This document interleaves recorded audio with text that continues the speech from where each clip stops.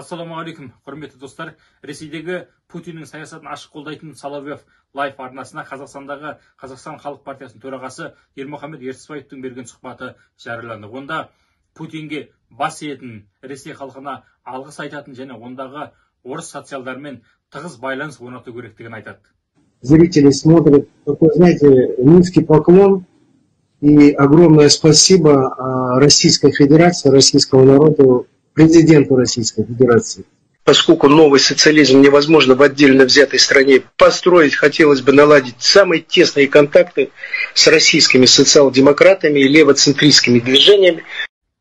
Кезіндегі Кеңес одағының коммунистік партиясы, одан кейін Қазақстан коммунистік партиясы және 2020 жылдан бері Қазақстан халық партиясы.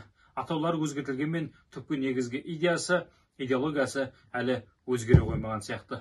Былтырғы таратылған депутаттардың 107 депутаттың оны осы Қазақстан халық партиясынан болған екен. Ал биылғы сайлауға 52 үміткер тағайындалыпты. Қазақ ел үшін қазақ еліне шаны ашымайтын орысқұл депутаттың 10 емес, бір депутаттың отыруының өзі қауіпті. Сайлауға дейін өз ойын ашық білдірген партияны алдағы уақыт бар кезде таратып жіберген жөн сияқты. Ал жалпы келгенде біздің қазақ еліне жаны ашитын, қазақ елін сүйетін 7 депутаттың өзі жеткілікті. Қалған сайланып алғаннан кейін халыққа берген уәдесін ұмытатын, жиналыстарда ұйықтап отыратын орысқұл шала қазақтарды қарапайым халықтың қалтасынан төлеп асырап керегіне. Менің ойым осы. Аман сау болыңыздар.